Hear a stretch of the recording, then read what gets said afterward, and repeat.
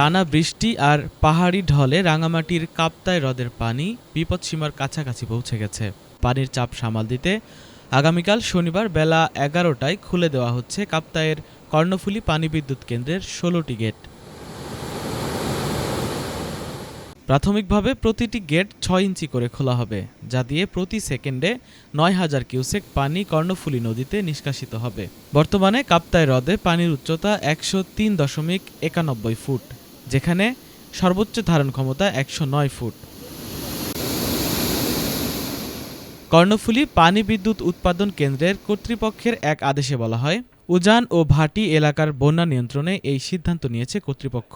একই সাথে রাঙামাটি ও চট্টগ্রামের কর্ণফুলী নদী তীরবর্তী এলাকার বাসিন্দাদের নিরাপদ ও সতর্ক থাকার জন্য পরামর্শ দেওয়া হয়েছে।